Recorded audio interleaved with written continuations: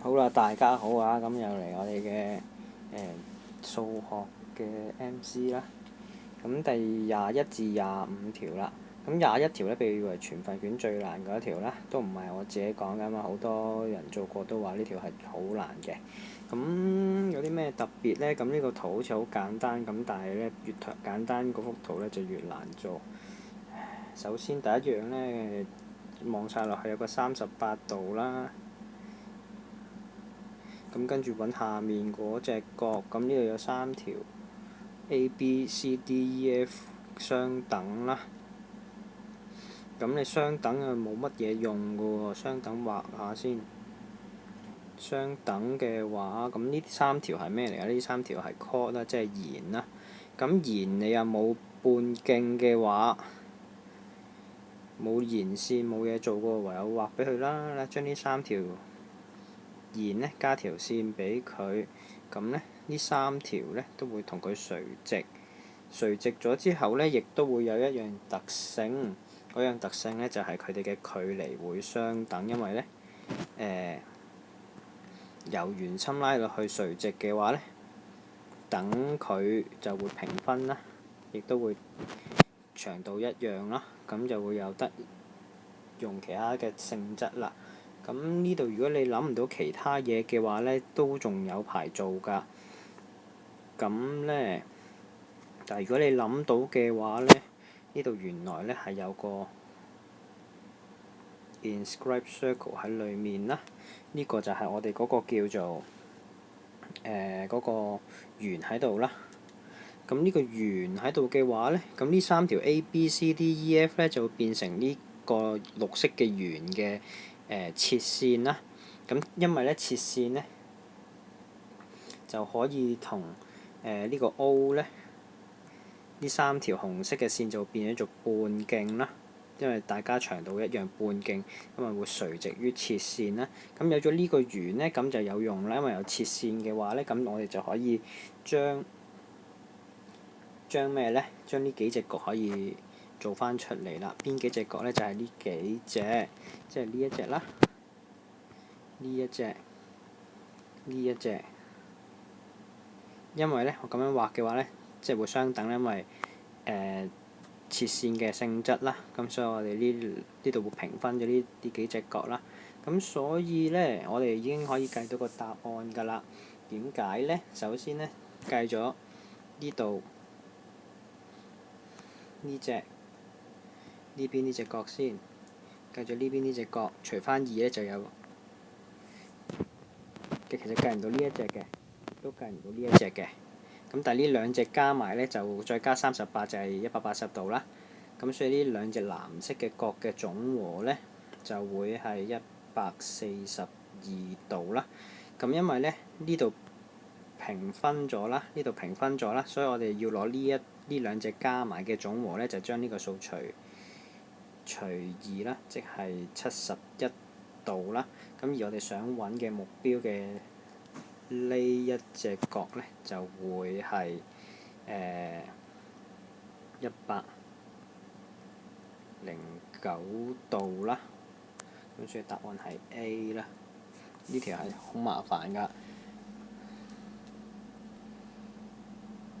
好啦，去到第22條啦。佢話呢 N 邊形內角比外角大100度。咁我哋試下畫下先啦。內角較外角大100度，即係如果外角係 x 呢，內角就會 x 加100度。跟住就問你邊一個正確？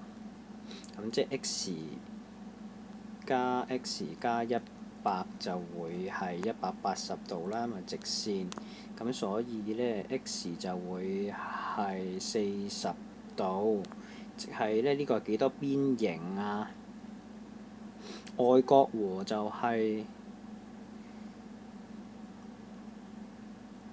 360，即係 x。N 呢就會係9邊形，所以呢有1嘅都錯，所以答案係 C 嚟㗎啦。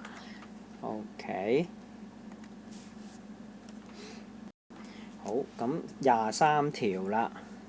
23條呢，佢話要揾極坐標，咁佢話沿 x 軸作反射，咁你畫咗呢個啦 x 軸反射本身係-1開方3，就喺呢一度啦，-1啦，開方3啦，反射咗落嚟就係下面啦，所以就喺下面就係負開方3啦，即係-1負根3啦。咁你喺呢一個位呢，咁你就要諗啦。其實呢，如果你有計數機嘅話，之前有試過教過大家撳計數機嘅。咁你呢，計數機裡面呢，就會有一粒掣呢，就叫做轉 polar-coordinate，喺個加號上面嗰個嚟嘅，所以你呢，撳 Shift 撳加嘅話呢，咁你可以入-1撳逗號，撳負開方3刪，記住咯喎，刪翻個括號喎。咁佢會出到呢，你撳完之後呢，佢會出個2俾你㗎。咁啊教到大家一次啦，先撳 Shift， 跟住撳加號，你會見到上面呢有個會出咗 POL 嘅物體出嚟，咁你照樣入啦，-1逗號負開方3啦。咁呢，佢會出第一個數呢，出個2俾你嘅。咁但係呢，如果你咁樣撳完之後呢，應該出唔到第二個數㗎。咁你要撳另一樣嘢，就係撳 alpha y，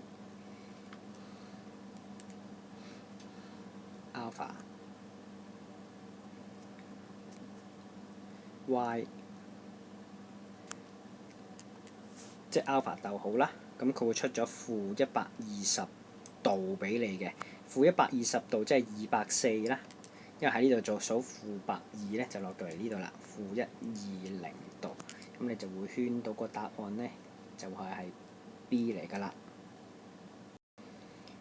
好啦，去到24，咁24呢，佢話有直線 L1、L2，咁呢條係咩嚟嘅呢？佢話揾軌跡，咁大家就冇辦法㗎，要記㗎啦。首先第一樣嘢，如果問軌跡嘅話呢，C 呢一定唔會係答案嚟嘅，因為呢喺嗰份佢出嘅嗰份指引裡面呢，只會有幾樣嘢可以考嘅啫。問軌跡嘅話，但係如果問方程呢，A、C、D 嘅方程佢會問你嘅，但係如果問軌跡嘅話呢，佢係唔可以問呢一條嘅軌跡係一個拋物線，唔得嘅，正方形都唔得嘅。咁所以其實呢，淨係得圓同埋直線佢可以真係考你嘅啫，如果唔係佢就錯㗎啦。佢嗰份嘅指引，因為呢，佢嗰份指引裡面淨係寫有6種嘅軌跡可以叫你描述嘅啫。OK， 咁跟住呢，就到 L1、L2，佢話要有一點 P 嘅垂直距離會同 L2 嘅垂直距離相等。好啦，咁跟住就問你啦，咁呢兩條線有啲咩特別啊？呢兩條線，首先第一樣嘢，呢兩條線有冇相交角先？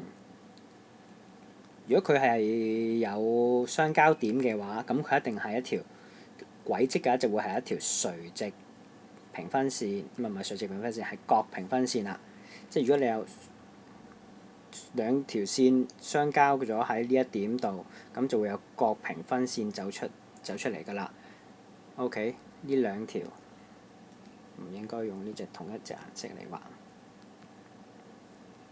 好，當係呢兩條我哋俾你嘅線相交啦，咁就會有角平分線一條兩條啦。咁但係如果佢嗰兩條線係平衡嘅話呢，佢就只可以出到呢一條嘅線嘅啫。咁所以其實如果佢俾線你嘅話呢，其實 A 都唔使諗㗎，因為一定係唔會有圓嘅出現㗎，因為圓嘅一定係一點同佢等佢嘅話呢，先至會出到我哋個圓喺度嘅啫。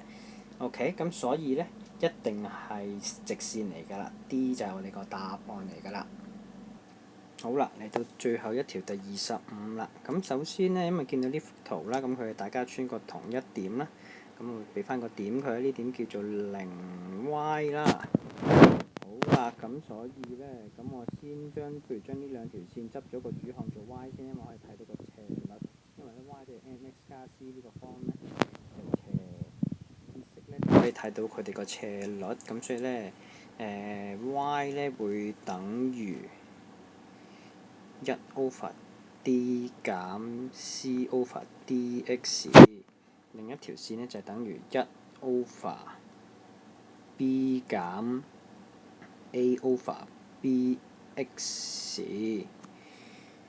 好啦，咁跟住呢，如果大家 x 等於0嘅話呢，就會出到1/d 等於1/b， 即係 b 等於 d 啦。以 b 等於 d 即係3一定要啱啦，即係呢個錯啦。好啦，咁 b 等於 d 嘅話呢，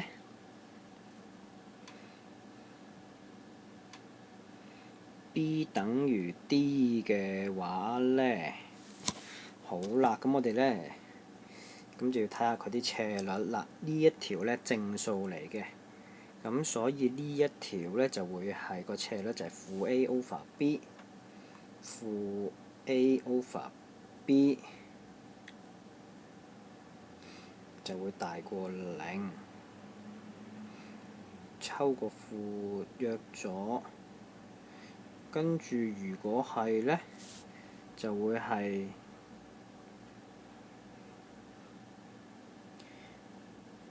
仲有一樣嘢 b 同 d 都要大過0喎，因為喺上面㗎，即係呢兩個數都係大過0嘅，即係正數嚟嘅，兩個數都正數，所以 b 呢可以約咗，所以呢就會出到 a 呢係要細過0，即係1都啱，即係呢個錯啦。